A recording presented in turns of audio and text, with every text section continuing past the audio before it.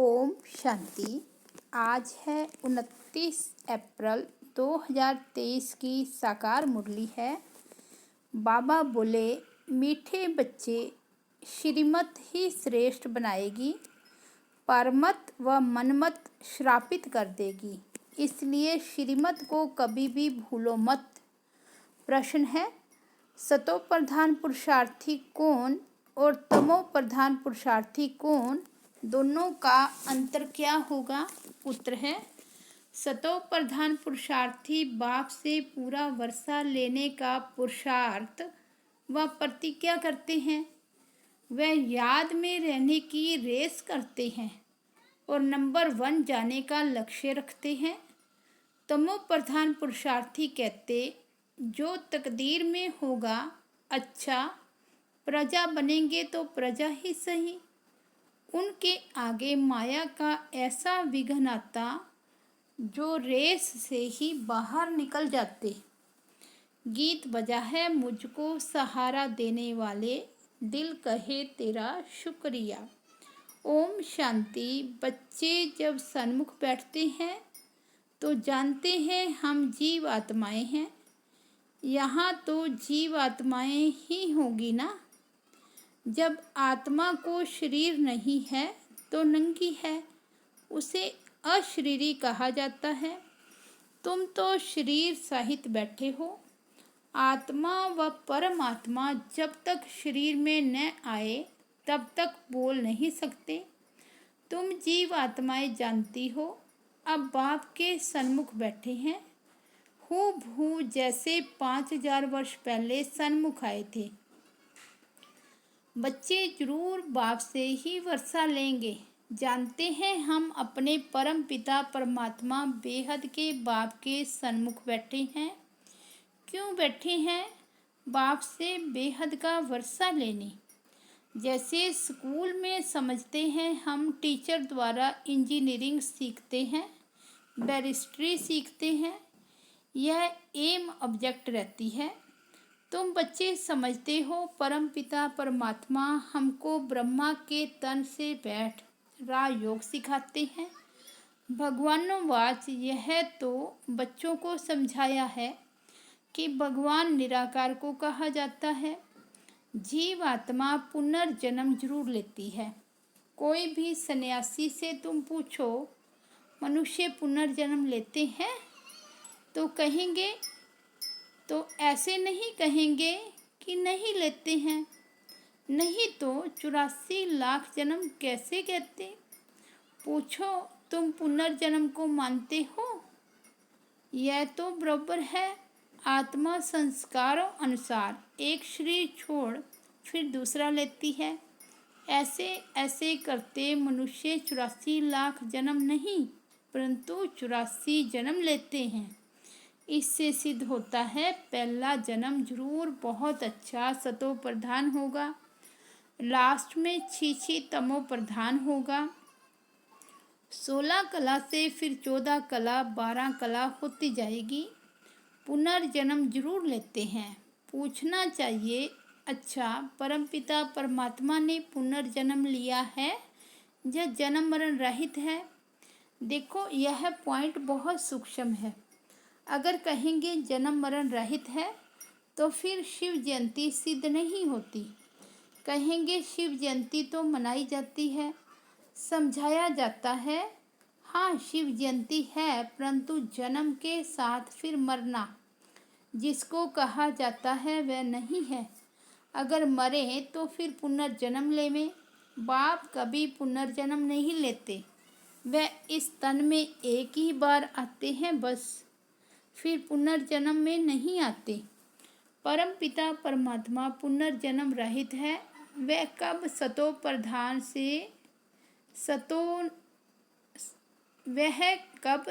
प्रधान से तमो नहीं बनते। आत्माएं तो सब जन्म मरण में आते आते पतित बन जाती है, फिर बाप आते हैं पावन बनाने। इससे सिद्ध होता है आत्मा ही पतित होती है। आत्मा पावन आती है फिर माया पतित बना देती है। बाप कभी भी बच्चों को गंदी मत नहीं दे सकते, इस समय के पतित मनुष्य पतित मत देते हैं। अब पावन बाप कहते हैं कि पतित नहीं बनो, अर्थात विकारों में नहीं जाओ। रावण की मत से दुख धाम बन गया है। पहले दुख धाम था, ऐसे नहीं बाप ही सुख दुख देते हैं। नहीं, बाप कभी बच्चों को दुख की मत नहीं दे सकते। माया ही दुख देती है। उस माया पर जीत पाने से ही तुम जगत जीत बनते हो। मनुष्य माया का अर्थ नहीं समझते, वह धन को माया कह देते हैं। कहते हैं ना, इनको माया का नशा बहुत है। परंतु माया 5 विकारों को कहा जाता है। अगर 5 विकारों का नशा है तो माया एकदम खा जाती है। सतयुग त्रेता में माया का नशा होता नहीं। वहाँ रावण का बुत बनाकर जलाते नहीं। बुत कड़े दुश्मन का बनाया जाता है। रावण राज्य शुरू होता है आधा कल्प से। देह अहंकार आने से फिर और विकार आ जाते हैं। शास्त्रों में कोई यह बातें नहीं है। लिखा हुआ है देवताएं वाम मार्ग में अर्थात विकारों में जाते हैं। माया के वश होने से परवश हो जाते हैं। परवश पर चलते रहते हैं, परमत पर चलते रहते हैं।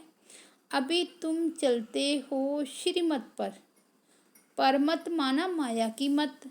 श्री अर्थात श्रेष्ठ मत है बाप की, वह है परमत रावण की मत। इसलिए बाप ने कहा है आश्री संप्रदाय सब रावण की जंजीरों में दुखी हैं। मनुष्यों ने सतयुग की आयु लाखों वर्ष समझ ली है, तो तुम हिसाब बताते हो 5000 वर्ष कैसे हैं। क्राइस्ट को 2000 वर्ष हुए, बुद्ध को 2250 वर्ष हुए, फिर इस्लामी को 2500 वर्ष हुए। सबको मिलाकर आधा कल्प हुआ।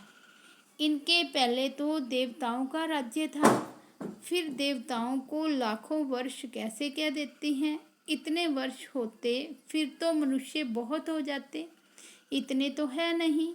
5000 वर्ष में ही करोड़ों मनुष्य हो जाते हैं। कहते भी हैं क्राइस्ट से 3000 वर्ष पहले भारत में आदि सनातन देवी देवता धर्म था। 5000 वर्ष पूरे हो जाते हैं, नाटक पूरा तो होता है ना। इन बातों को कोई जानते नहीं है। मैं जो हूँ जैसा हूँ, यह चक्र कैसे फिरता है कोई जान ना सके। बाप ही समझाते हैं, यह है गीता। बाप ने आकर सहज राजयोग सिखाया था, तब उनका नाम गीता रखा। जैसे क्राइस्ट ने सिखाया तो उनका नाम बाइबल रखा। यह अनादि नाम रखे हुए हैं, वह रिपीट होते हैं। बाबा बुढ़ियों को भी समझाते हैं, यह बहुत सहज बात है। सिर्फ बाप और वर्षे को याद करो। बच्चा पैदा हुआ, गोवा वारिस पैदा हुआ। तुम समझते हो हम बाबा के वारिस हैं। 5000 वर्ष बाद फिर से मिलने आए हैं। घड़ी घड़ी 5000 वर्ष ही कहेंगे। 2-3 वर्ष पीछे आने वाले भी कहेंगे हम 5000 वर्ष बाद फिर से आए हैं। यह बड़ी गुह्य बातें हैं। बाबा पूछते हैं आगे कब मिले हो। कहते हैं हाँ बाबा, आत्मा इस मुख द्वारा कहती है हम 5000 वर्ष पहले आपसे मिले थे। आप इस तन द्वारा शिक्षा देने आए थे। जो पक्के पक्के बच्चे हैं समझते हैं हम बाप से बेहद का वर्षा लेने बैठे हैं। हम बेहद के बाप के बने हैं ब्रह्मा द्वारा। बाप कहते हैं मुझे पहचानते हो, मैं तुम्हारा बाप हूँ। कहेंगे हाँ बाबा, हम आत्माओं का आप परम पिता परमात्मा बाप हो। बाप ही कहते हैं तुमको हमने स्वर्ग में भेजा था, वर्षा दिया था, फिर माया ने छीन लिया, फिर अब मैं देता हूँ। माया वर्षा छीनती है, बाप दिलाते हैं। यह तो अनेक बार खेल हो चुका है, होता रहेगा, इसका अंत नहीं है। बाप के बने हैं फिर कोई सगे कोई लगे।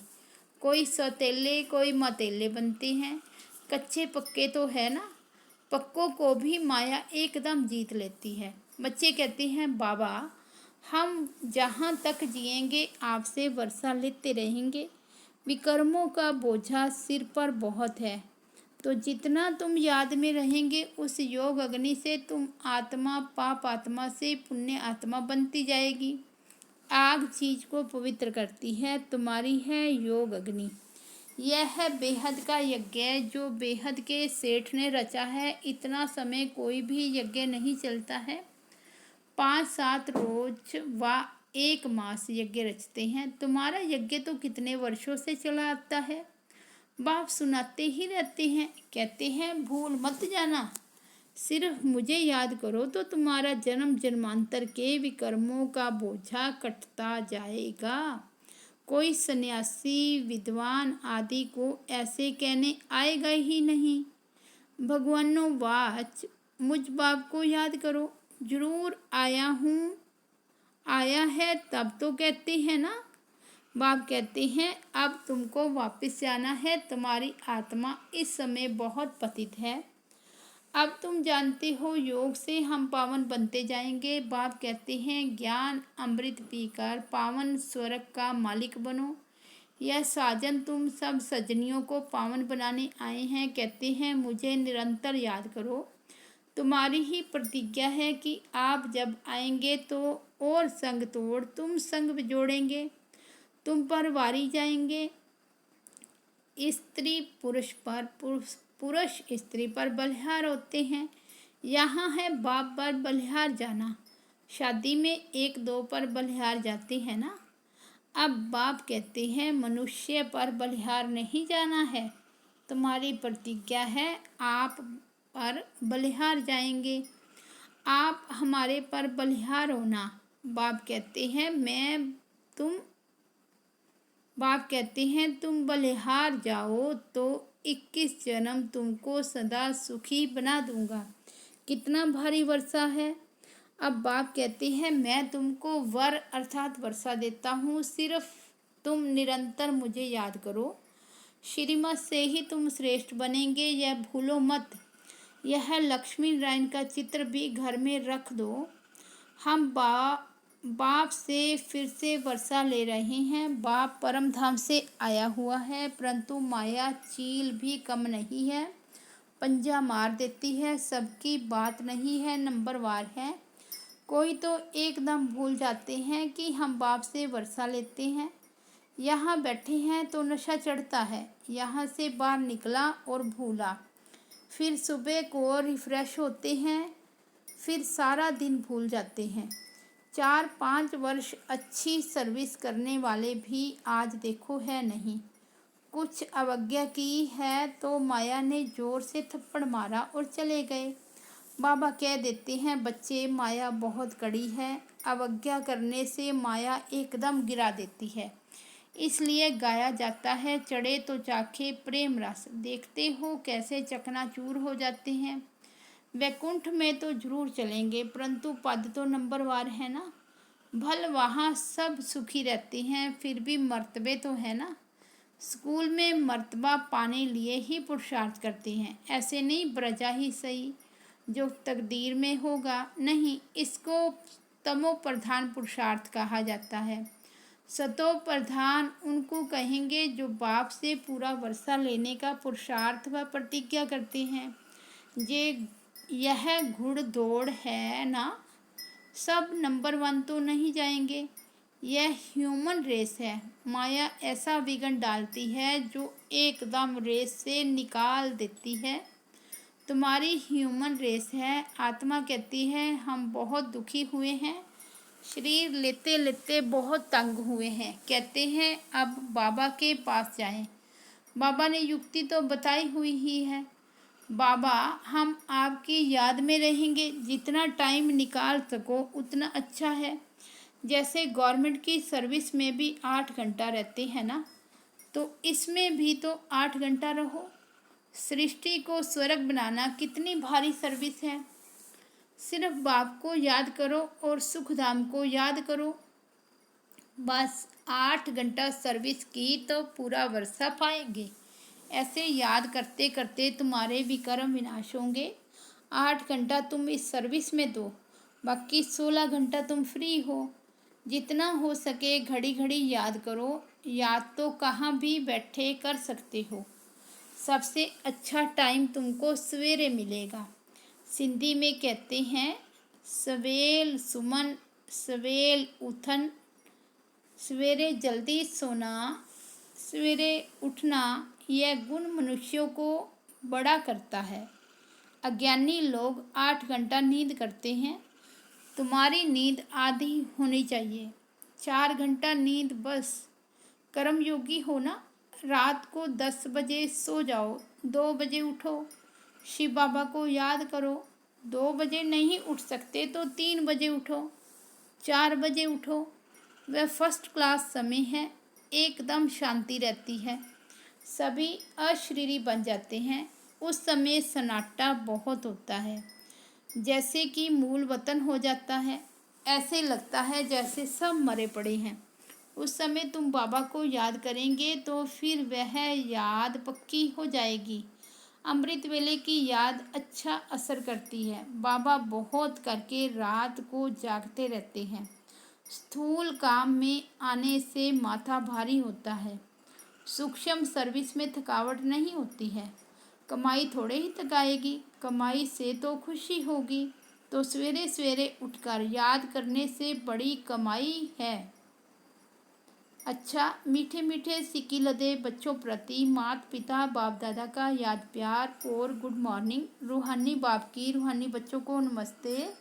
हम रूहानी बच्चों की रूहानी बाप दादा को याद प्यार, गुड मॉर्निंग और नमस्ते। धारणा के लिए मुख्य सार, फर्स्ट पॉइंट है, सवेरे अमृत वेले उठ अशरीरी बन बाप को याद करने का अभ्यास करना है।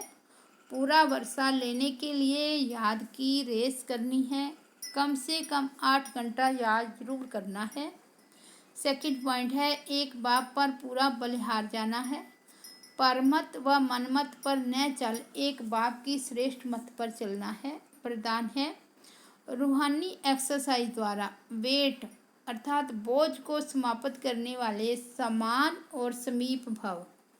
रूहानी एक्सरसाइज अर्थात अभी अभी निराकारी, अभी अभी अव्यक्त फरिश्ता, अभी अभी साकारी कर्मयोगी, अभी अभी विश्व सेवाधारी।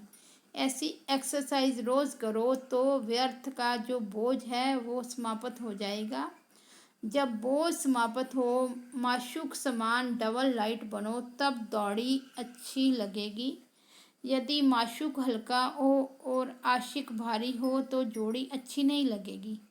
रूहानी माशूक आशिकों को कहते हैं, समान बनो, समीप बनो।